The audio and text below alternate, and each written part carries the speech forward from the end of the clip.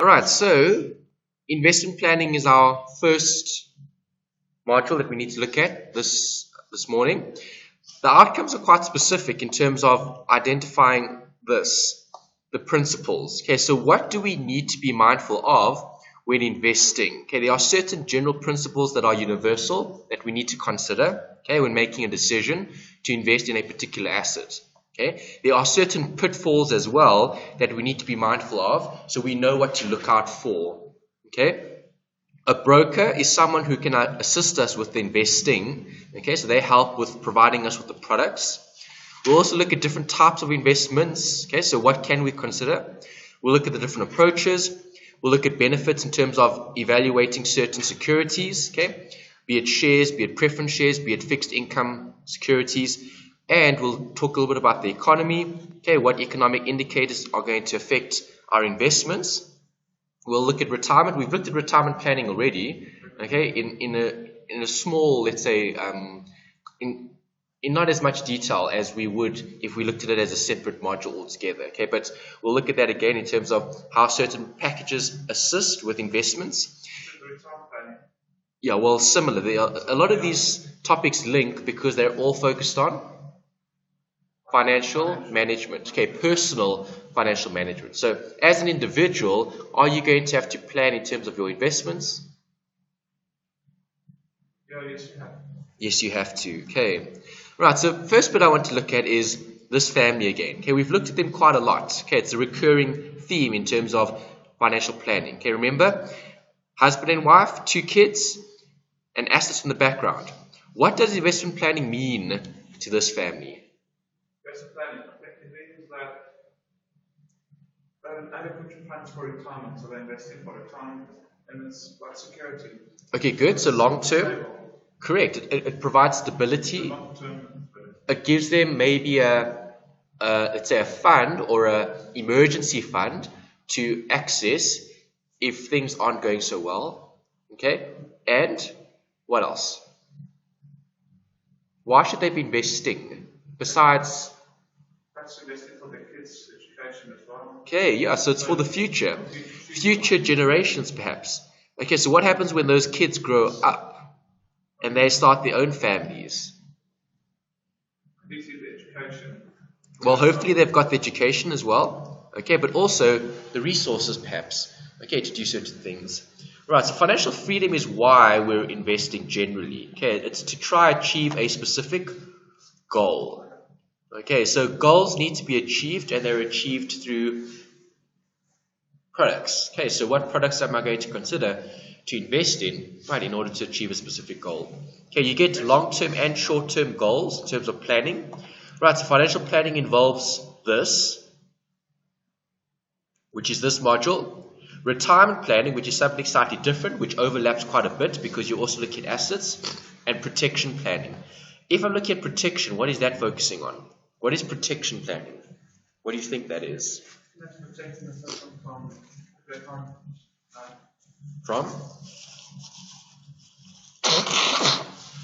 financially insecure, not financially insecure. What can happen to those individuals? They can lose their job, or they can pass away, so that's protecting them. Correct. Case. Yes, so protection planning is risk cover in terms of insurance. Okay, so things like an insurance policy, life cover, that would be a way to protect, let's say, the family's well-being. Should one of those family members, especially the father and the mother, okay, if they had to pass. Okay, let's say if the father had to pass in let's say a car accident or he dies from some natural disease, okay, what happens to the rest of the family? Right, there's protection because should that individual have life cover, okay, that's going to provide for the family. Okay, it's a way of protecting your resources or your assets. Okay, having insurance in place. Okay, insurance can be long-term insurance like life cover or short-term insurance like car insurance. Okay, or small assets, okay, in terms of cell phones, electronics, and so on. Okay, the next bit. Do you invest? Me personally, Yes. Yes, I have got investments. Once when I was my father invested from Kenya, you know. Also got those investments. Okay. So And also, I feel like there was a monthly deduction on some policy, I can't remember what it was. okay, so that's still happening. It was happening, it was not last year, it just hasn't grown. Yes. Okay. All right. So if you are considering investing, what are you actually doing? Saving for the future. Exactly. Okay. So it's a form of savings. Investments, okay, assist with growing our savings. Okay. So when investing, we're trying to look at higher potential growth.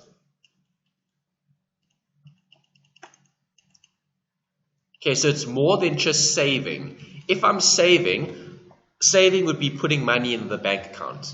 Yes. Okay, and having sufficient available should something happen. Right, that's saving. Investing is saving, but with the focus of yielding bigger returns. Also beating inflation. Definitely. Okay, inflation is probably the biggest, let's say, downside risk in terms of your wealth. Okay, inflation will erode the buying power of your investments, yeah, your funds. Right. So, what assets have you considered? Assets, it's like. Do you know where you are invested? Yes. I'm on mutual. Okay. So, what are they investing in? Do you know that? I can't remember the fund's name now. It's something funds. I'm not sure. Okay, but do you know what asset they're investing in? So, I think it's houses, property. property, and a bit of mining. Okay, property, mining sector. Right. So that's looking at asset class. Asset class, yeah. Okay, so what are we using as the investment vehicle? Okay, because you can invest in almost anything. Right, if you really wanted to, you could invest in art, right?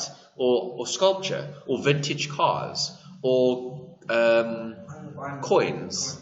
All right, so you could almost invest in anything as long as that asset will be seen as increasing in value over time. Okay, so if an asset will increase in value, it's a good investment. Okay, and if you look at artwork,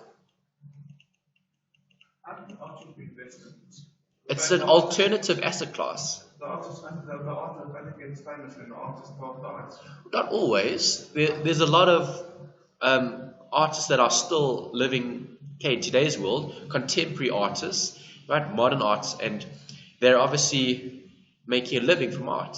Okay, making sculpture, making paintings, selling those assets, right, to generate income for that artist. Okay, so art is a possible asset class. Okay, something to consider when looking at investments.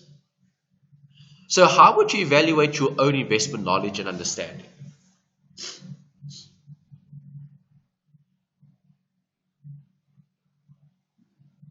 Study like programs, Okay, so how would you evaluate your current level of investment knowledge and understanding? Actually, currently non-existent. Not non-existent. I'm still. I'm not sure. How would you evaluate? So would you say you've got a lot of knowledge, a fair amount? Yeah, fair amount. A fair amount. Yeah, fair amount of investment. Okay, and your understanding of how those investments work? Yes, I understand them. Okay, so you do have some knowledge, do you agree? Yes, I do. Okay, you've got some sort of background. Okay, obviously if you had more knowledge, would that be better or worse? Better, yes, It would be better. So now I'll just say which one's the better. Okay, so remember the first few study units that we looked at? The one study unit talked about education and how training can assist managers with better managing the business. What can training do for us as individuals to better manage our finance? This allows us to make less risky decisions. Okay, good. It helps you to make better decisions. Yeah. And if you make better decisions, it's less risk. You're more likely to achieve your financial freedom, okay, or financial independence. Right, so knowledge is key. Knowledge is everything. Okay, being knowledgeable helps with decision making. Right, so a few key concepts. Investment management, what is it? There's the definition. You're taking funds and you're looking at earning income. Right, so the easiest way to put this is Money making money. Money making money, yeah. Right. So you've got a certain amount of money, and if you use that money responsibly, and if you invest and save it, your money will actually work for you. Okay, your money will actually make more money. Okay, it's a form of asset management. Asset management, yeah, sorry. Okay, so you're managing your assets to generate wealth or to generate income. Okay, what assets do we get? We've got a lot. Fixed and current. Fixed is what? Those are your properties, your houses. Long term or short term?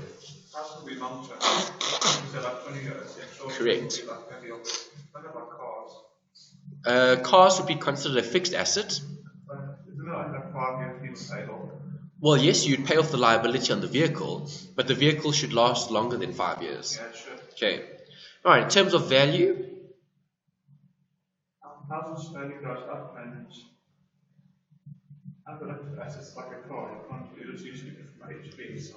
exactly. Okay. So certain assets are more productive than others. Okay. So, for example, a house or property would be able to do what? You'd be able to rent it out. Okay. Unproductive assets. Can you think of a few of those? Investments around. Things that you're not using productively. So,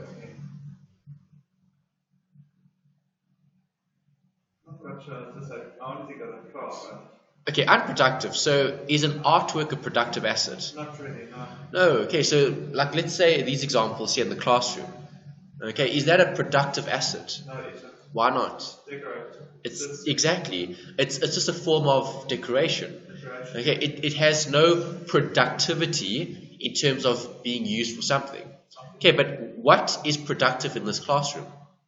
Smart the lights. Okay, yes, the Tables. furniture, chairs and tables. Is that a productive asset? Yeah, yes, it is. Because it's used. Okay, it's used to generate income. Okay, or like you said, the projector, the smart board.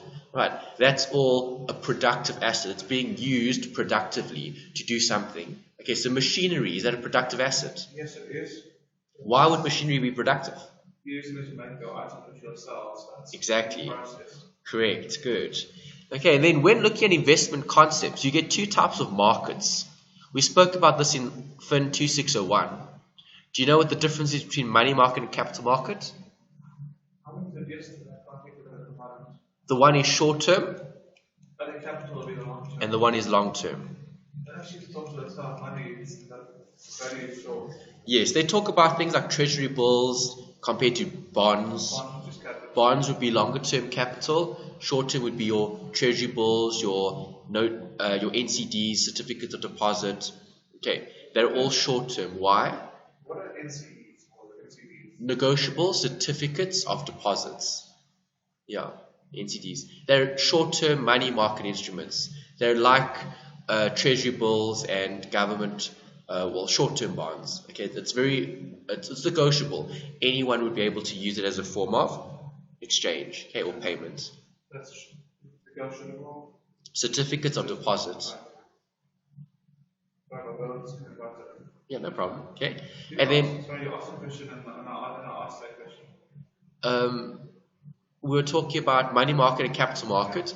Okay, we gave some examples, but I asked you what was the difference between the two. Okay, all right. What's the difference between these individuals? Institutional investors, brokers, and individuals. What's the difference there? Brokers are the people you approach to invest your money in. Institutional investors, that's why we don't hold mutual. We go and correct. Big companies. Correct. And individuals would be you and I. Okay. People. All right. So, what is a portfolio then? That's the amount of shares you own and the growth. Is it only shares? Not really. It's bonds, shares. Good.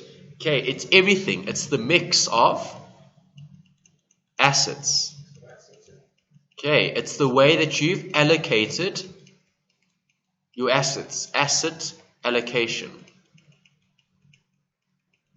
Okay, so portfolio would be everything that you've got. So if you've got some precious stones, okay, if you've got diamonds and jewelry, if you've got artwork, if you're collecting certain cars, that's all part of your assets. It's all part of your portfolio. Right, so portfolio is just a mix of assets that you own as an individual or as an investor. Okay, so how is savings different from investing? We spoke about it earlier. You can probably define it now. Savings is some stuff in the bank where you just put your money in an account and the inflation erodes it. Investment, you expect your money to grow more than inflation. Exactly. That's what it is, man. Okay, saving is Just keeping money aside. setting money aside, correct. Okay, so having a surplus available. Surplus or quick cash. Investment is growing your capital.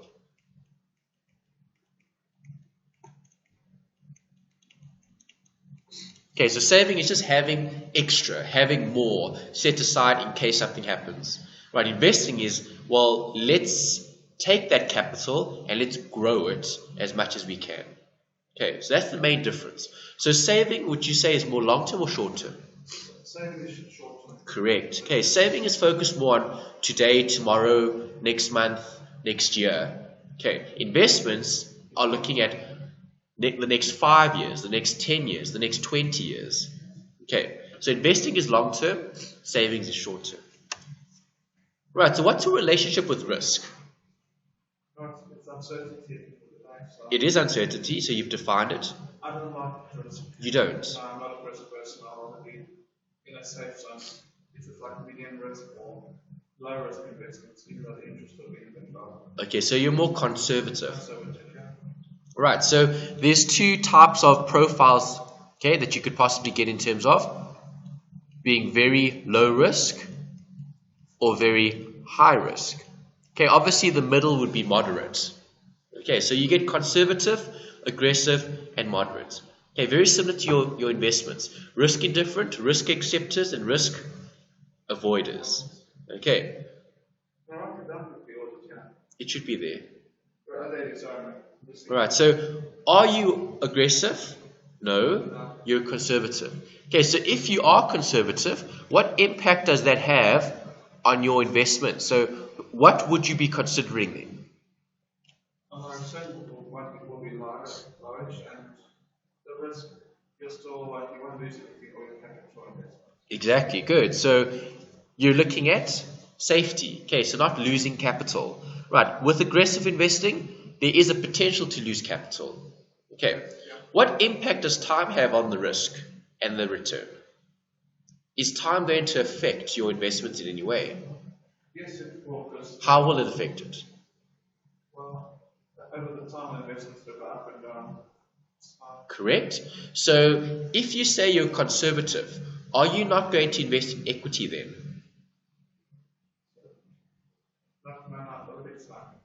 You probably wouldn't. Yes, but what happens if you've got lots of time?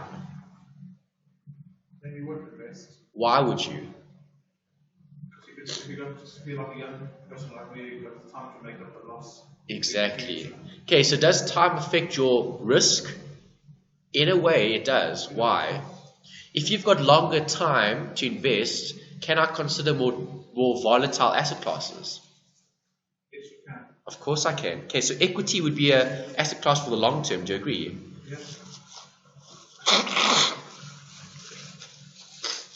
Okay, so if I'm looking at the expectation, okay, let's compare what you would expect as an investment for each of these asset classes over a long-term investment horizon. Okay, so we're looking at long-term. Right, so how much do you expect to get from cash and bonds over the long term? On cash, you get what do you expect? What would you expect? Would you expect a very high return? With cash, not so much. It's what? Liquid form. And bonds? Bonds, yes, because it's a great interest, about 10% every year. Okay, but they're still going to be very low in terms of return. Okay, why? They're very low risk. Okay, so if I'm investing over the short term, would I choose cash and bonds? Not really, no. I would. Why over the short term? You don't want to lose any of your capital. Capital, yeah. Okay. Makes sense because cash is you lose it in 30 years' time. Cash is a short-term investment. Okay, or bonds would be a short-term investment. Why? It isn't risky. Okay, and if you're investing over the short term, you don't want things to go up one day and then down another day. Right. If you're investing over a day, which isn't investing, okay, but if that was the case, it'll be a very, very bad investment. Okay. So if I invest for a year, will I look at equity? No. Why not? Because it's only 12 months. Right. Equity can halve in value in 12 months. Right. If we have a crisis in the financial system, okay, and the economy crashes, your shares or your equity will be worth a lot less than what it was when you invested. Okay, so cash and bonds act as a short-term investment. Why? It's safe. Right, you don't want volatility to negatively affect your investment over the short period. Okay, if I'm looking at long term, so if I've got 20 years to invest, am I going to invest in cash and bonds? You wouldn't. Why? Because you've got such a long time. Why would you want to invest in cash and bonds for such a long time when you could be gaining more investing in other assets? Okay, so what does equity provide us with? What expectation would we have for equity?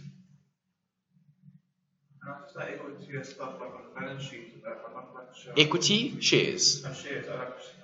So you'd expect a higher return. But you would also expect more risk, higher risk. Okay, so we would expect higher returns, but we'll also have higher risk. Okay, but does risk matter in the long term? No. Exactly. Okay, so if you have more time to invest, can you look at more risky assets? More time to invest, yes. Yes, you can. Right, so with more time allows you to look at more risky assets. Okay, because you've got nothing to lose. You've got time to make up any change in value. Okay. That's true. Sorry if I'm a bit cloudy with this stuff. I think yesterday and I understood what they're saying. I'm a bit like, oh, okay. All right, so financial prerequisites. What is a prerequisite for investment planning? Prerequisite. You must have the knowledge of these. Okay. Expertise, not expertise, but before I can invest, what should I look at? got sufficient time to know your debt. You've also got your some looking at that. Okay, so what's going to happen? What's going to happen? I'm going to focus on what first? Saving. Okay, are you saving? Yes or no? Are you budgeting? Yes or no? Okay, you can't invest if you're not budgeting. Right, you can't invest if you're not saving. Okay, after you've got the saving rights, do I have lots of credit, i.e. debt? Okay, is that something to consider? That is. Why? Because you can't use money for investments if you've got all of debt. Exactly. Okay, it's pointless investing if you've got all this debt to pay off. Okay, so normally we should be paying off debt first and then looking at investing. Or pay off the debt and invest. Okay, but we need to look at both. Right, we can't invest and then just leave the debt. That wouldn't make any sense. The debt will just get worse. Exactly. Right, so that's something important to remember. So budgeting is key, managing your debt is key, and obviously saving is key. Right, something else that's also important is this. The risk in terms of death, disability, okay, critical illness.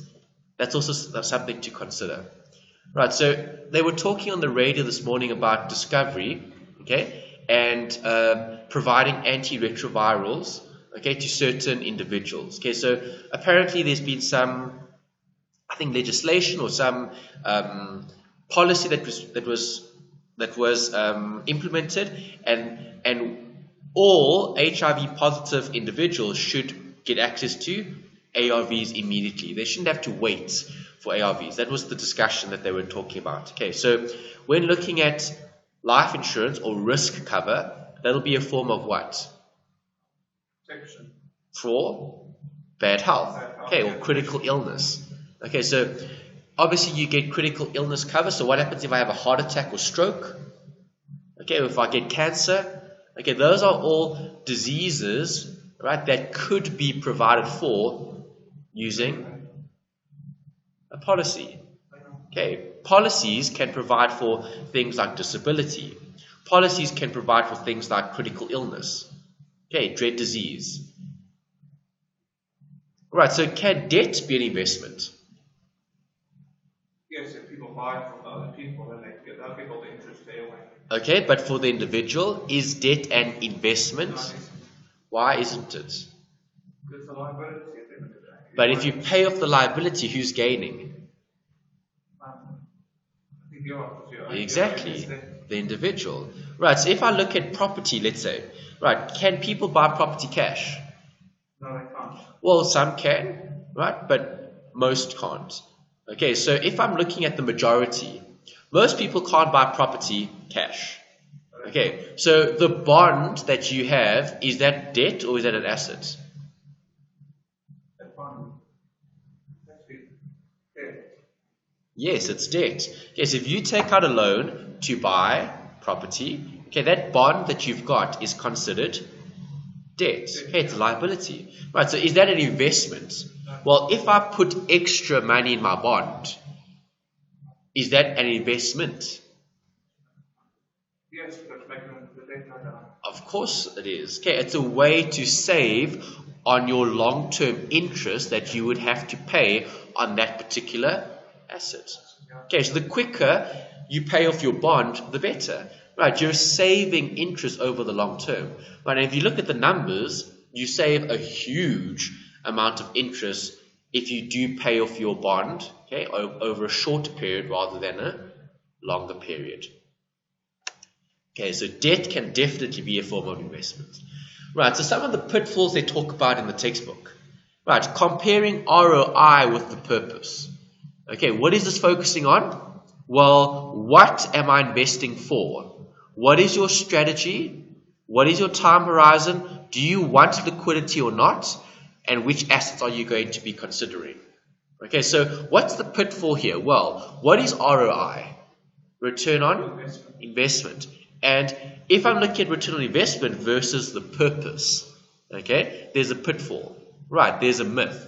Right, so let's discuss something that you're investing for or saving up towards. Are you saving for something or are you investing for something? Well, I was just using investment as a save. Future. Okay, but are you saving for something? Do you have a goal? Not really. Not really. Not at the current stage. I just put investment on the side. Yes. Which I want to do something in the future with culture. Okay, but there's no purpose yet, right? No purpose yet. Okay, but have you thought about maybe starting an investment with a specific purpose? Not really. In the past, I was just doing time when you do something at a young age. That was my purpose too. Okay, but is there anything separate from that you're considering in terms of purpose? So I want to invest because I want this. No, I don't have it. Not at this current stage. Okay, so if you did have to think about stuff that you would want to invest for, what would it be? A house in the future. Okay, so that's what you want. Yeah. Okay, a house. Right, what sort of house do you want? Like a size, a big, medium-sized house, not a huge one. Okay, so where do you want the house? Like the area and that, somewhere where it's not too expensive, not like Bedford, but somewhere like East Rand or somewhere similar to East Rand. Okay, so that's the area that you'd be considering. So how much would you need to buy a house in that particular area for meeting your requirements? Just as a rough figure. Every house is different. It is, but you sort of have an idea of where you want to live and where you want to buy in terms of a property, right? Yeah. So you know you want to buy more in the East Rand rather than in Bedford View, for example. I think that was too expensive. Okay, so what sort of capital or how much capital would you need to buy an average house in that particular area that you're looking at? Well, it's between 800,000, 600 to 800,000. So the house they're going for. In that area? Houses? Houses for 800,000? Well, Serious? My neighbour's house was sold for 980. Another house I looked on probably. See, that's very, very affordable, and it's a house. It's one of these old houses that are big inside and everything. Okay, how many rooms and bedrooms and bathrooms and... Well, my neighbour's house, my neighbour's house now, they have 2 bathrooms, no service quarters, 3 bedrooms, a study, a lounge, kitchen. Sure, that's a big place. That's a big place, and for under $1 million. 20,000 under $1 million. But that's very, very It's affordable. affordable, yeah. Considering, I mean, sure, I mean apartments cost more than $1 million, depending on where you are. So that's actually quite something interesting that you've mentioned. Okay, what area is this? Well, that's my neighbour, that's Springs. Okay. I'm going to buy a house in Springs, maybe like Benoni and that in Boxburg. Okay. Springs, the house is not too bad. Okay, interesting. Okay, I'm not very familiar with that area, but that's interesting. So, okay, so let's say you want to buy your neighbor's house. Okay, your neighbor's house would cost you what? Just under $1 million. Just under $1 million. Okay, so let's say the purpose is to buy property. Okay, when do you want to buy property, Robert? When the house prices are down. But when? In the next I'm sorry, man. 5 years? In the next 10 years? I think after the 5 years, between 5 to 10 years. Okay, so you want to start buying property in the next 5 to 10 years. 5 to 10 years. Okay, but you can't say 5 to 10 years. We need to be specific. When do you want to start buying property? I'll say 10 years. 10 years. Okay, so in 10 years, so that's the goal. Right, so now you've got the goal. See, you've got the purpose. Okay, the purpose is to do what? I want my own property in 10 years' time. Okay, so what strategy are you going to implement? Saving investments. And Okay. be strategic in what you invest. Good. Okay, so you're going to have to choose your assets carefully because 10 years is the long term. Okay? Time horizon? 10 years. Okay? What can happen over 10 years? A lot. Okay, do you think that house is still going to cost under $1 million in 10 years? No. Probably not. Unless Springs becomes a very, very dodgy area and all the housing prices decrease. That's a possibility. I mean, if you look at Hillbrow, perfect example. Okay, if you ask your parents about Hillbrow, right, they'll probably say, well, back in the day, Hillbrow was a very, very, very good area. Right. Yes, okay, it's the middle of the CBD. If you talk about Hillbrow today, it's a complete mess. It's just, you don't want to be in that scenario, right? You wouldn't want to buy property in that area at all, right? Very dangerous, lots of violent crime, lots of illegal activities, drugs and prostitution, all that other stuff that you hear about. Very bad area to be in. Okay, so do you want property in Hillbrow? Definitely not. No, but let's say you had property in Hillbrow. Do you think the value has gone up? No, it's gone down. No, the value has probably gone down. Perhaps Okay. in the outskirts of Hillbrow, just as a going in, that might be okay. Well, it depends, yeah. Obviously, I mean, outskirts of Hillbrow would be what? Parktown area. Parktown, Yeah. Houghton even, perhaps. Okay, to some extent. Maybe Rosebank also. Okay, so, I mean, it all depends on the area. Okay, so time horizon can also change the expectation of your investment. Okay, so you're wanting to invest in Springs. Okay, maybe the east is going to be this massive Sandton one day. Who knows? All right, Springs could be the next, I don't know, Midrand. Okay, all right, lots of open land, lots of development perhaps, right? And you could change. So Midrand's a perfect example. Okay, what happened in Midrand? Brand new mall of Africa. Right, biggest mall in the southern hemisphere. Okay. I remember that. Before did we have it? No, we don't. No. So what do you think happened to property prices in Midrand? They've increased drastically. Exactly, yeah. Property in Midrand has increased dramatically. Why? Over time, new developments have popped up, and that adds value to your investment. Okay, so liquidity. You wanting to buy a house. Is a house very liquid? Not really. Once No. you have to find something to buy. Exactly. It takes time to sell the property. So how long did it take your neighbor to sell the property? Well, How well do you know your neighbor actually? we were once good friends, and then it just went sour on that side. Oh. Well, we did the house. What do you mean as in, so you were friends with your neighbor? So your neighbor had kids as well? I was friends with the kids. You were friends with the kids? I spoke to the mom. You spoke with the mom and everything. So why did it go sour? I don't know, that's not usually for things like that. Oh. That's fine. Okay. Alright, so... Sending messages and then causing a bit of trouble with that. Okay. So with that, okay, how long did it take them to sell the property? At 3 in December, about April was sold. So that was 4 months. Around 4 months. Okay, so even for a house of 3 bedrooms with a swimming pool, with all the rooms, massive space, and under $1 million, it still took you 4 months to sell. Just 4 months, yeah. Okay, you would think that would have sold like in a day. Okay, because that sounds very, very, very attractive. Okay, I mean it sounds like a good deal. It sounds like a good deal, but whether you have electricity in Springs and load shedding is there. There's no load shedding anymore, but electricity's on all the time. Okay, but in the past, very bad. We did have it last year. And how long did the load shedding last? So, from May till July. Okay, but were you without electricity for like weeks? No, it was just 3 hours at a time. Oh, okay. One of those ones where the power station blew up. Yeah, because I'm thinking about like this is like out in the farm No, it's not a farm.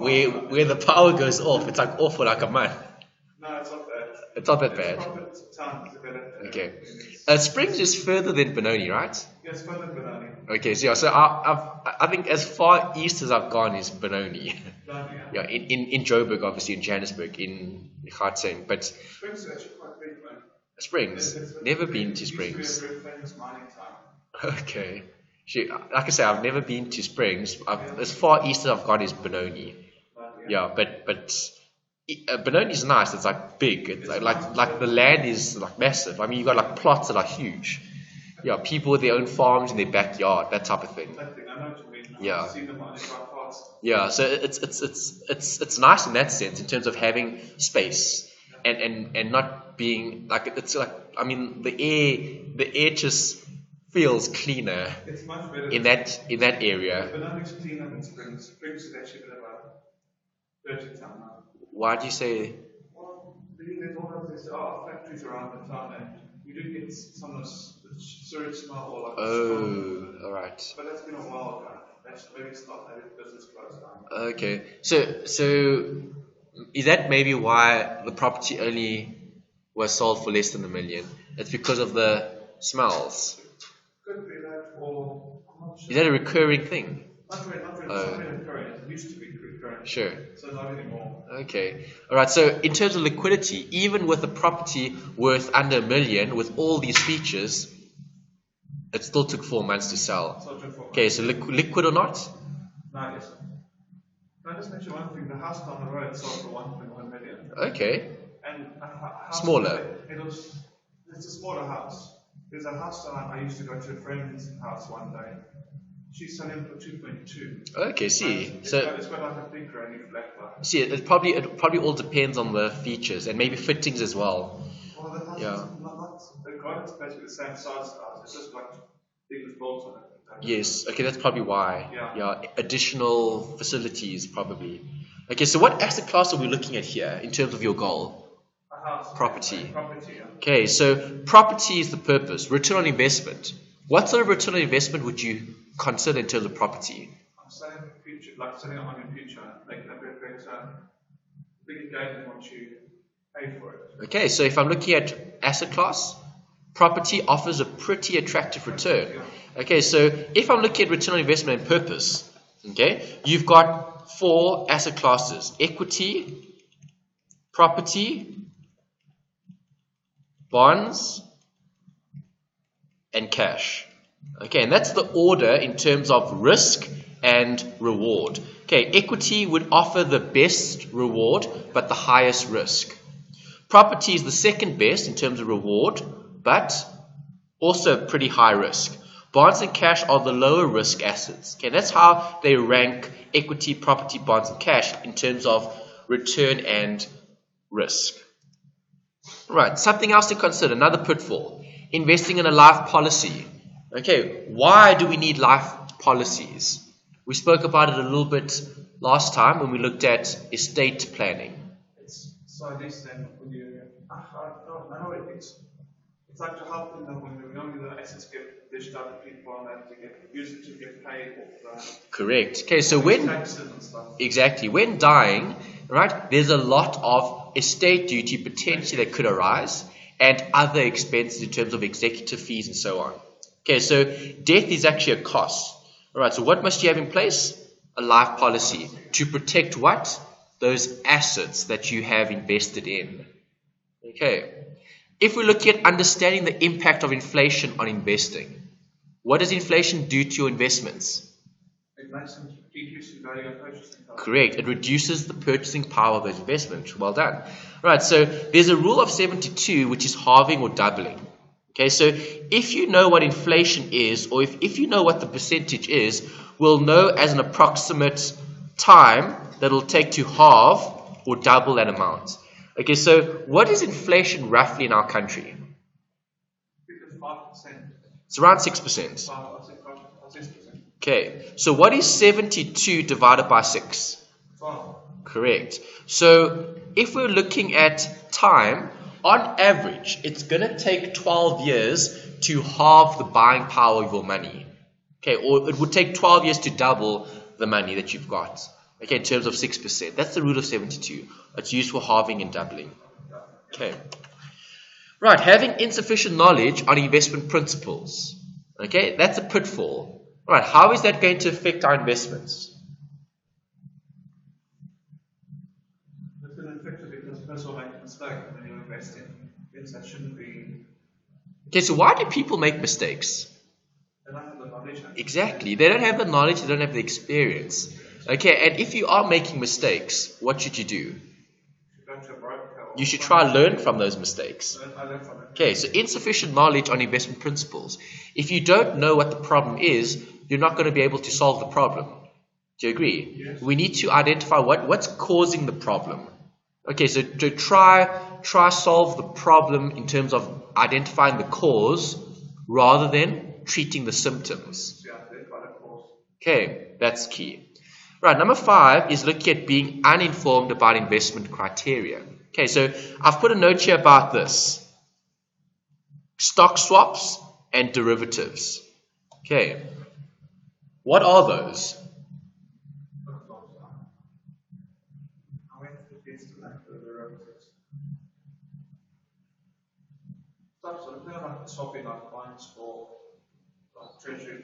Okay, yeah, so swaps and derivatives are very complicated investment products that banks create, okay, for different purposes, okay, for risk management perhaps, or for greater revenue in terms of selling products to certain institutions, okay. They're very, very complex. Okay, there's a lot of statistics, there's a lot of mathematics, and they're all sort of, let's say, products that can be created based on something that's underlying. Okay, so not everyone will have the knowledge, okay, and the understanding to invest in those particular assets. Okay, so should you invest in something you don't know? Of course not. Okay, you have to identify what is this investment? How does the investment work? Okay, right, so I don't know if you've heard of some students were talking about you get these advertised, well, inverted commas, I don't want to call them investments because they're not, okay, they're more scams than anything, okay, where you give like 1,000 rand and after a year you get like 10,000 rand back, okay, you like times your money by 10, okay, or you give 20,000 and after 5 years you get 200,000, okay. Right. I don't know if you've been exposed to any of that. Some of the other students have mentioned it. I haven't been a victim of it. But have you heard or seen of some of it? No, I haven't seen it personally. I've just heard about these things like the way people do it to people. Yes. Like you call someone and they give you 100 rand and you pay 100 rand, so you get 200 rand. Yes. The bottom are the ones who are Correct. Good. Exactly. And that is being uninformed about your investment criteria in terms of knowledge and information. Okay, so that's a pyramid scheme, and pyramid schemes are illegal, right? Why? There's no investing there. Okay, you're taking money from one person to give it to someone else. Okay, and at the end of the day, someone is going to lose out, right? Because obviously the people at the top of the pyramid benefit, the people at the bottom don't. Okay, so that's a lack of education and experience. Okay, so you need to be informed, you need to be up to date. Okay, you need to ask questions, right? Especially when it comes to investments, right? Because everyone out there has an investment to consider. Invest in this, invest in that. Okay. Yes, yeah, I got one. I got one a few days back. Apparently, I've got some relative that I don't even know that died, and they left me all this money. Okay, and now I've got to call this random person. Okay. To start the process. Okay, you know that's a scam. I mean, I don't know how some people can be caught out, but some people are caught out. It's very, very, very strange. Okay, so I don't know if you're also getting some of that communication, or you've won the lotto, or you've won British lottery or something. Yeah, everyone gets them. I don't know how they get your details. It's odd. Are they just randomly SMSing everyone, or do they get your details from somewhere and then? They're not supposed to. They're not allowed to do that. Okay, unless you've consented to them giving other people your details, they're not allowed to do that. Companies aren't allowed to sell information or sell contact information. Yeah, so no, they're not supposed to. Okay, if they get caught doing that, that's an offense. You can't do that. Okay, companies aren't allowed to sell your details to someone else. It's not allowed. And just give the contact list, the numbers and the names. Even that, you shouldn't be giving that away. No, it's not right. Yeah. Okay, so it's interesting. We don't know what happens, but yeah, you're familiar with some of those messages and scams. What's the Microsoft one? Oh, problems with the computer. Yeah, I've heard things like that. I've read on the internet that they actually hack into your computer and destroy your computer basically. Yeah, see, that's not good. Yeah. And then you have to basically pay to get it back. Sure. There's even ransomware. Yeah, no, that's bad. Also like a scam. Yeah, that's bad. Okay. That's not investments. That's like that's fraud. Virus in your computer and yeah. saying, pay this, that's fraud. Yeah, that's corruption. That's blackmail. Okay. That is, yeah. All right. The next myth, number 4, investing versus gambling. Is there a difference? Yes. Gambling is like doing it quickly, like invest now and then take up tomorrow when it's gone up.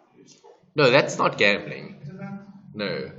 Gambling is what? It's like putting money in, I think putting 10 rand in is to 1,000 rand. Okay, but gambling is what? Give me an example of gambling. The casinos. Good. Okay, so have you been to a casino? I have, but I haven't gambled. Okay, so you've been to a casino, you haven't gambled. Okay. Is the casino going to continue opening its doors? Will the casino continue to operate forever? I think so, yeah. Why? There's always that hope you're going to win.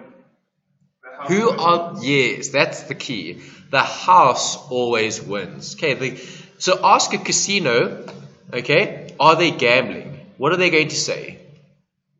No, they're not gambling. Why? They know they're going to keep their doors open forever. Why?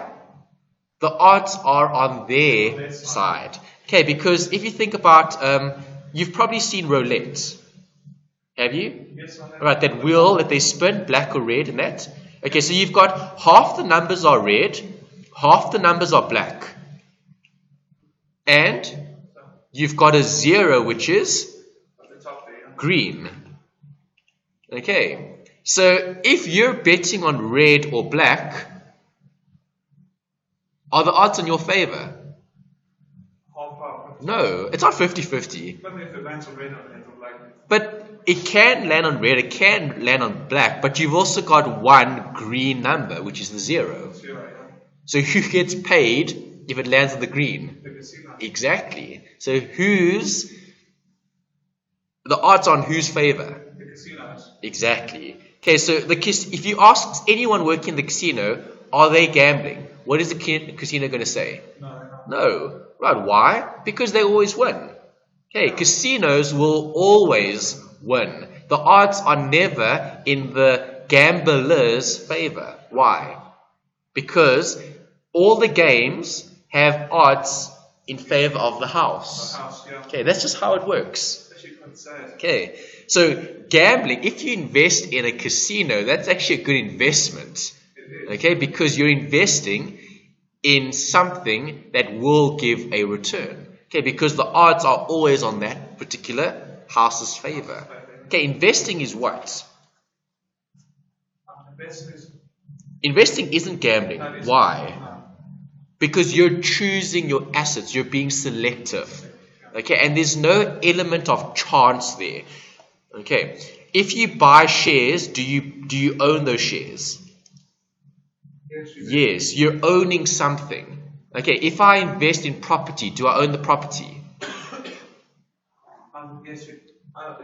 If I invest in art, do I own the art? Yes. I own it if I invest in art.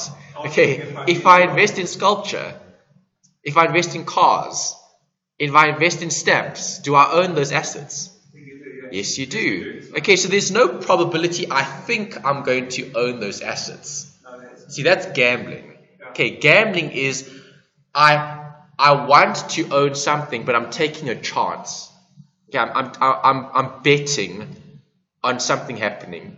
Okay, that's not investing. Okay, investing is when you have an asset that's valuable that can potentially increase in value. So when you go to the casino, when you play those slot machines or those games, okay, in terms of roulette and all those others, okay, do you own anything when you place the bet? No, you don't. Okay, you're just saying, well, I'm going to give you some money now, and I want it to land on black.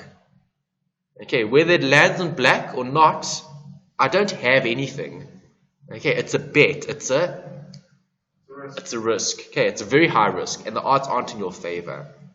Okay, so investing is developing rules. Okay, investing is being disciplined. Okay, being autonomous. Autonomous meaning you make your own decisions. Okay, the casino is almost making a decision for you because the odds are in their favor. Okay, so they're making a decision that you're going to lose. All right, obviously some people win, okay, but most people lose because the odds are always on the house's side. Okay, investing is focusing on the goal and the target. Okay, gambling is when I look at this: fear and greed. More greed, I think. Okay, yes. Okay, people are greedy and that's why they gamble. Okay. Counting cards and investment strategy. What is counting cards?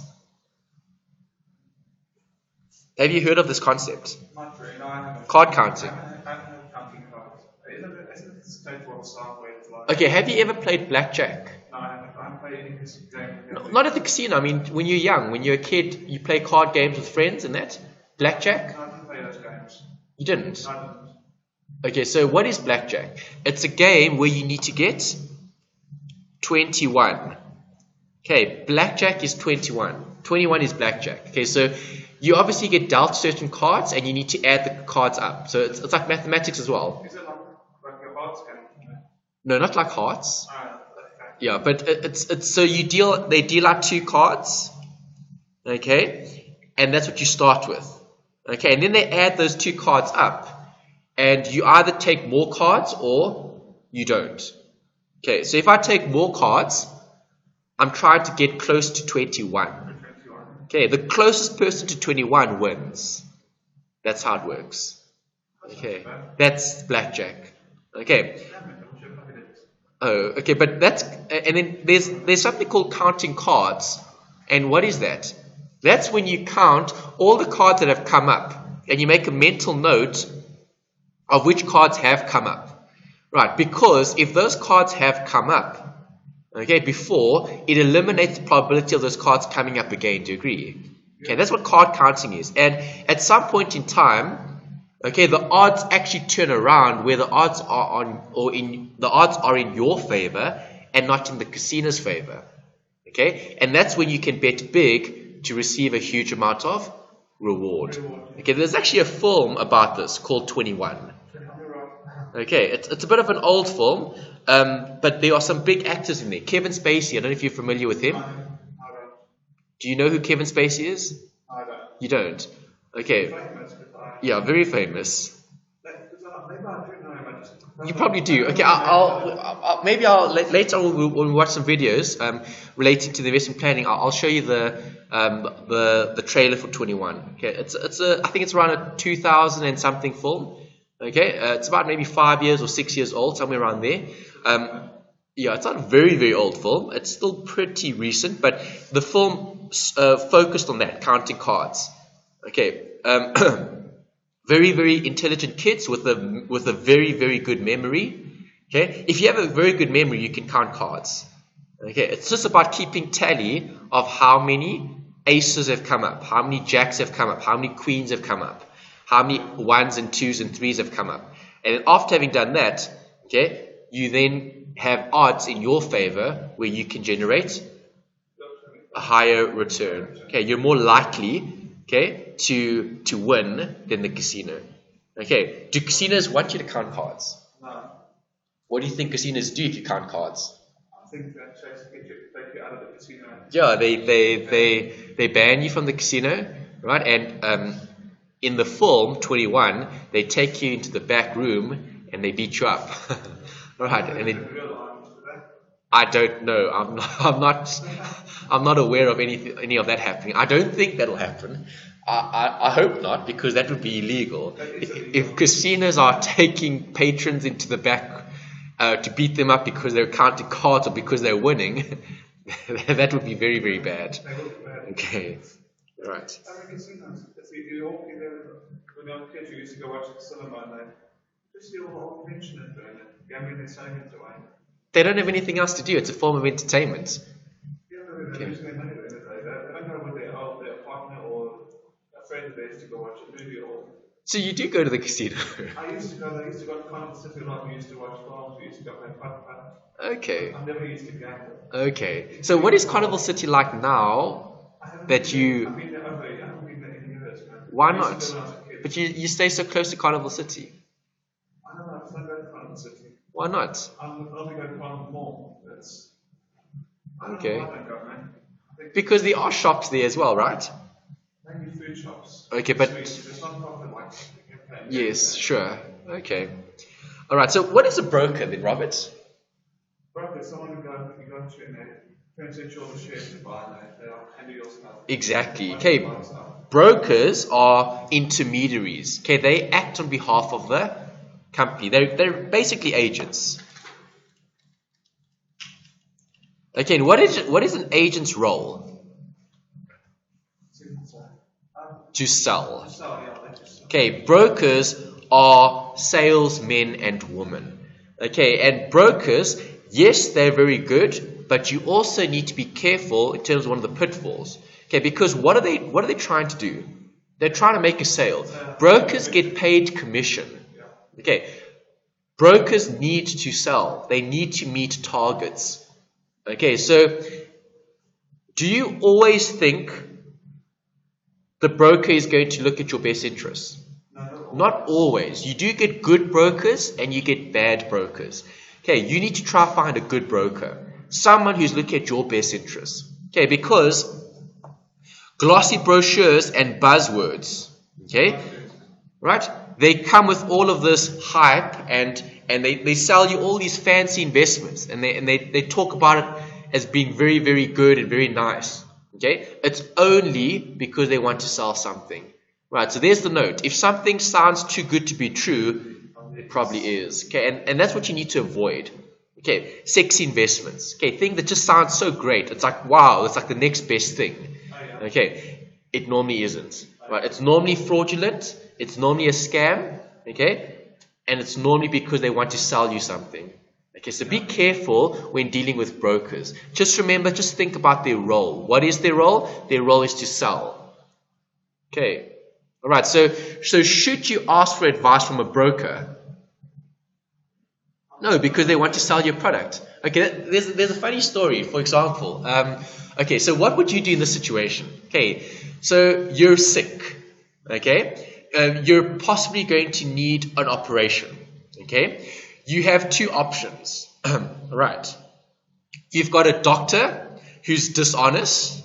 Okay, but he's the most brilliant surgeon on the planet. Okay, but he's dishonest. Okay, and then you've got a doctor who is so honest. Okay, he's true to the bone. Okay, but he's not a very good doctor in terms of his skills. All right, which doctor do you choose?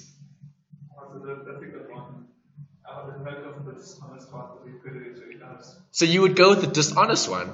So he's dishonest. So he'll say, "Well, Robert, you came into me because you fractured your collarbone, but now I'm going to give you plastic surgery as well, just because the collarbone is up here, but I need to operate on your foot as well because you're going to be walking a bit strange." I'm just making something up. Okay, but because he's dishonest. So the doctor would say, "Well, you've got this as a problem, but I'm going to do this as well." Would you trust him? Not really, no. No. So which doctor would you choose? I think the better, honest one. But then this guy can't do his job properly. He doesn't have the skill. So what do? What's the right answer? You can actually use the honest one. To do what? Maybe you can overlook the dishonest one. Okay, you're on the right track. So the answer to that question, the answer to the question is, what are you trying to get? Okay, are you going for a diagnosis or are you going for this operation? Okay, if you're going for the diagnosis, who do you go to? The honest doctor. Right, if the honest doctor says you need surgery, you then go to the dishonest one. Okay, right, so it's second opinion. Okay, because there are two doctors. And that's why most people ask for a second opinion. You go to one doctor and your doctor says, "Well, your health is very bad. You need to have all of these things done." What do? Go for second opinion. Yes, okay, normally people seek second opinion. Because how do you know that doctor's not trying to make a sale, perhaps? Okay, they shouldn't be that. Okay, doctors need to follow a code of conduct. They have certain they have certain responsibilities that they need to do in terms of acting ethically. So doctors need to act ethically. So you should trust all your doctors. Okay, but this is just an analogy. Okay, so I can't remember which book I read that in, but it was about that. Okay, are you seeking the diagnosis or are you seeking the surgery? Okay, if you're seeking the diagnosis, you go to the honest doctor. If you're seeking the surgery, you go to the one with the skills. The skills, yeah. Okay, right, and that's what you need to consider, right? Because, as I said, brokers are looking at what? Selling. Yeah. Okay, so if you want an investment product, or put it this way, if you know what product you want, you go to the broker. Okay? If you're asking for advice, you find someone who isn't trying to sell you something. Okay, because you should get unbiased advice from that individual rather than being forced to buy something from a salesperson. Okay. Right, so investors need information. Information is everything. Okay, don't ever be afraid to ask questions. Okay, ask and ask and ask. Okay, so you probably haven't dealt with any of these brokers yet or financial planners or advisors. Or maybe you have. When I got this deduction, I dealt with someone. Okay, you have. Alright, so it's trusted. It's someone that you've known. It's a referral. Yeah, that's normally the best way to get into contact with a broker. It's normally through a referral. But this guy's been with my family for years. Exactly. So you guys can trust him. Yeah. Definitely. Okay. So what do we consider when choosing a broker or advisor? Give me some points. I consider he's honest. He doesn't drive fancy cars. Okay. Series beds. What else? What else? But that's an interesting one that you make. So you would trust a broker that doesn't drive a Mercedes Benz. Why? Why? He could be using some of your money to invest. But don't you think if this guy's driving a Mercedes Benz, this guy has enough money? Do you think it matters to him whether he sells your product or not? No, he wouldn't. Probably not. But if you look at someone who doesn't, they're probably going to want you to sell, or they're probably going to want you to buy lots of products. Do Do you agree? So they can buy the Mercedes-Benz if that's the type of person they are. Okay, so that's not a very good criteria. So if the guy has the Mercedes-Benz, I'm not going to buy from him. But this guy that does, as long as he doesn't have a Mercedes-Benz, I'm going to buy a product from him. Okay. I was thinking that because Give me points that you would consider in terms of choosing a broker. he's got the proper qualification. Good. See, that's important. Okay, so I'm not going to buy a policy from a broker whether he has a Mercedes-Benz or not if he doesn't have the qualification. That's good. What else? Good the right experience. Good. Maybe experience. How experienced is he or she? What else? I just want to list down so now. What else?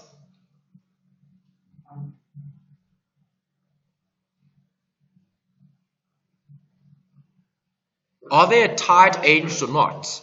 Okay, are they a tied agent or not?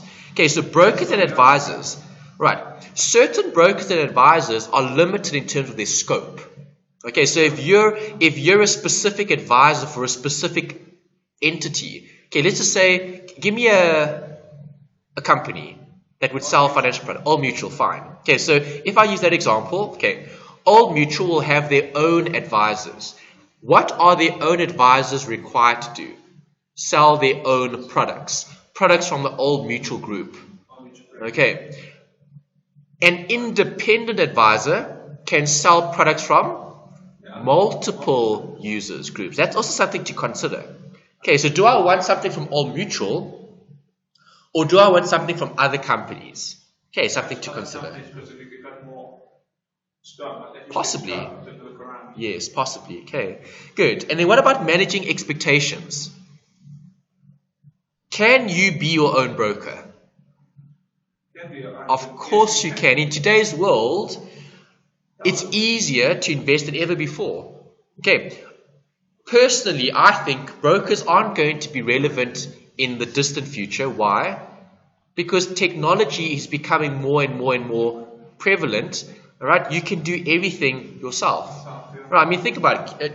For example, e-filing. Can you file your own tax return? Yes. Now you can. In the past, you couldn't. In the past, you needed someone to help you with that. Okay. Let's see. What else in terms of today? Other examples, things that we can do today. Okay, that's probably the best example I can think of. And then investments would be something that you could also do today. Right, so if you really wanted something from Old Mutual, what could you do? You could go to Old Mutual, you could log onto their website, you could sign up as a user, and you could take out your investments. All right, you don't need a broker because brokers get paid commission. Okay, it's an additional charge. You get rid of the commission. Possibly. Okay, you can try reduce the commission or fee, potentially. Okay, and some brokers charge huge amounts of fee. I've heard about that, but I can imagine they do. Okay, cost of investing. We just spoke about it. Fees. What fees do I get? I get initial fees, I get annual fees, I get performance fees. Right, and there could also be other costs associated with the broker in terms of commissions. Okay, so with all these potential costs, how can we reliably measure or compare these costs? What are we going to have to do? We're going to have to look at one measure that we can compare across the board. We can't get other brokers to come, but they are necessary. You must. Okay, brokers are required to come and advertise their products to you as the potential client. Okay, so you can ask 10 brokers to come to you and pitch and say, well, come brokers, I want to take out life cover. Okay, I want all of you to give me a quote. There's nothing wrong with doing that. Okay, whether you take out the quote or not, that's your choice. That's their job. Their job is to provide you with information, valuable information. Obviously, if you've got 10 brokers, right, you would have spoken to 10 people, okay? You would have seen 10 people's different personality, the way they do business, the way they try to sell, the way they try to prepare examples. But obviously, you're going to give the best broker your business, right? That's right. Okay. Is that your right as the consumer? Yes, it is. Of course it is. Okay, so all 10 brokers are going to have to give you the best possible service because you could choose any one of the 10 and that's up to you. Okay, so you've chosen your family broker Why? Because there's an existing relationship, there's trust there, right? And hopefully he's not going to do you guys wrong, okay, because he's built a relationship. Okay, so that's important. That's also like the previous question you asked for when choosing a broker. It's maybe you don't need to be a person for years. Of course. Of course. That's not got to mention. Yes, of course. Okay, people normally go about it that way. Okay, referrals, yeah. All right, so with cost, how do we compare the cost? There's something called the TER ratio, total expense ratio. Okay, and this is normally used in the investment world in terms of unit trusts. Okay, it's mainly used for unit trust and funds. All right, total expense ratio. That's something that you could consider. All right, Robert, so let me ask you this. Are all individuals at the same point in time? No. Sorry, no. Do all investors have the same goal? No, they don't. No. Do all investors have the same time frame? Well, yes, they do. No, they don't. Oh, yeah. Okay. Do all investors have the same risk profile? No, they don't. No, they don't. Is everyone different? Yes. Yes, they are. Okay, so everyone is different. There's no one solution fits all. Okay, it needs to be individual for you. What are you going to want as the consumer? Okay, the client. Right, so I want you to consider each of these different age groups. Okay, and I want you to just give me 1 or 2 points focusing on any of them. You can talk about the age 20 to 30. You can talk about the age 40 to 50, the age over 60. It doesn't matter. Okay, but give me a point for one of them in terms of a difference. Okay, so compare one group to another for one of those categories.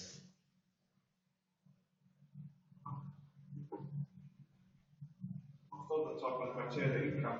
Age 20 to 50, your income's not exactly. They just started, so they're always debt to pay. Student loans. Okay? Is that what you're asking? Yes. Age 30 to 40, some people start their student loans to pay and they're now their houses. And also, as a corporate loan, they get extra income. Good. Okay, that's perfect. Getting better. The income's getting better. That's the time when you can actually invest more efficiently. All right. Okay. Anything else? Maybe let's choose a different. Let's choose a different criteria besides income. Liquidity. Fine, liquidity. You're not very liquid at the age of 20 to 30. Okay, but do you want liquidity when you age 20 to 30? Do you need liquidity? What's the focus? I'm not quite sure. Nothing. Liquidity is the ability to realize cash. Yeah. Do 20 to 30-year-olds need a lot of cash? Not really, no, they don't. 30 to 40-year-olds?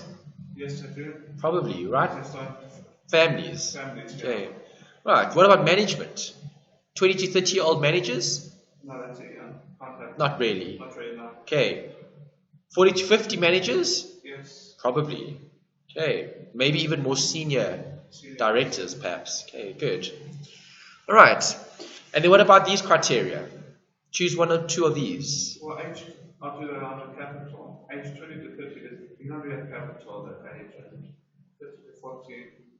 Well, not all. What happens if you're an 18-year-old, okay, and you're the heir to the Warren Buffett wealth? Okay, I don't know if Warren Buffett has kids. I'm not sure. We need to research and find out. Okay, or Bill Gates. I know Bill Gates has kids. Okay, so in terms of Bill Gates' kids, right, what sort of wealth are they going to inherit? Okay, so let's just say, assuming that there's a car accident, or he suffers a heart attack or stroke, and he passes, right? And now you've got this 20-year-old billionaire. Lots of capital for a 20-year-old? Yes, it is. Yes. Okay, but in general, it's not the case. Okay, but not to say there aren't exceptions to the rule. Yep. They are. Okay, some kids are standing to inherit a huge amount of capital. Okay, family wealth. Okay, it gets passed on and gets passed on and gets passed on. People born with a silver spoon. Sure, that's actually unfair, right? Why is it unfair? Other people have to work there. They get given. Yeah, but that family worked for everything that they've got. So that family allows future generations to benefit. Okay, so if you, let's say Robert, okay, if you become a billionaire, what are you going to do with your billions? Well, I have to invest it and But what are you going to do with it when you die? transfer to the family. Exactly. Yeah. So now, is that unfair? No, it isn't. Because you worked your butt off, okay, to get all that wealth, right? If you're keeping it in the family, whose fault is that? Whose fault? No one's fault. No one's fault. Yeah, right. I was thinking that. Okay. Thinking that. So people who have worked hard to accumulate wealth, okay, is that bad? No, it isn't. No, it's a reward. It's an incentive. People work hard for wealth. People work hard to generate more income, to generate more capital, and so on. Okay, so if you have a child and your child is born into a life of billions, okay, is that your child's fault? No, it isn't. Okay, so if your child wants a Ferrari when he turns 18, are you going to give it to him? Me personally, no. I'll give it to him so you can learn stability. Okay, see, that's good. You're teaching your child family values. That was something we spoke about earlier on. Passing on this information to your kids. Yeah, definitely. When we first started this. Okay, I good. would have bought a Ferrari if you asked me, because then you'll just go wreck it. Take it up another one. Okay, that's an interesting one. No one really knows. Okay, so it's a very what can I say, contextual type of situation to think about. Okay, because we can only speculate. What will I do if I'm in that situation? Okay, right. So what would you do if you were wealthy? I mean, we're talking about super wealthy. Let's say you've got billions sitting around in your bank account. What would you do with all that money? I also would have bought a house, car, but I don't know, it's too much. I'm thinking of what I'll do with it. But think about it. If you had unlimited amounts of money, what would you do with it? I just buy fancy jewelry, fancy cars, invest it. That is. I'm not quite sure. Keep the rest in the bank or in the investments. Okay. I So, I'll give it to charity. yeah, would you? I might do some to charity. Okay. I'll do some, not all of it, otherwise. Yeah. Okay. Yeah, it's interesting. I mean, everyone has a different view. Okay, Can I put the good. question to you? What did you do with it? Well, I would want to try do something that would change the world in terms of I would probably, as you said, save some of it. So have enough for yourself to live comfortably. Okay, you don't have to live like a rock star or celebrity. Okay, but just like comfortably without any worries or hassles. Okay, and then use the rest of it to invest in different projects. So invest in new technology or research and development or that's quite exciting. I quite like technology. So for me, if I had to win billions, okay, I would probably invest or not invest, but maybe sponsor or give bursaries for people to innovate and to be because I think that's important. It's the what's next. So it's like what's next? Like how do we move humanity forward? So I never thought about that, giving scholarships. That wasn't even in my mind. Okay, but just something like that, It's good. Not scholarships, something like invest in technology. Yeah, or invest in healthcare, like thinking about cures to new diseases. Okay, so investing in new research. Okay, so can we cure cancer? Can we cure, I don't know, diabetes? Those types of things. Yeah, just it helps because the thing is, how much do you actually need? So, yeah. All right, you need a certain amount, obviously. Okay, after that, it becomes excess. It becomes too much almost. Okay, where you could be doing that, you could be using it for other things. Okay, it's like I don't think I'd ever buy a very, very flashy sports car. Why? I just don't see the need. I don't see I mean, first of all, the insurance is going to be a killer in terms of having to pay insurance monthly. I mean, can you imagine the insurance on a Ferrari? Or can you imagine the insurance on a Lamborghini or a Aston Martin? Okay, it's huge. Okay, and what is it? It's just your ego. It's just to feed your ego. It's just your ego. That's all it is. It's just so I can show someone else I've got a Ferrari. Okay, what do you have, type of thing. It's ego. I mean, ego. yeah. I mean, sure. I mean, buying a nice car is sufficient. Okay, I actually think personally, right, the more you flash your wealth, the more problems you get. Okay, because then theft becomes a problem. Okay, can you imagine if you're driving a Ferrari around? Okay, what sort of security do you need at your house? You're going to need a lot of security. Okay, you don't want to park that Ferrari anywhere. You want to park that Ferrari in a garage with electric fencing and sensors and all this other stuff. Okay, because that's $1 million or 2-3 million rand vehicle sitting in your garage. You don't want to have that worry. Do you agree? I understand. Okay. But then again, if you had a few billion, $1 million rand sitting around in a garage is actually nothing. No, it's nothing. Yeah. Okay, so again, it depends on perspective. Yeah. Like, it's what type of person are you? That's the thing. Luckily, That's the thing. I'm not a sharp person. I just want to make money too. Well, everyone's different.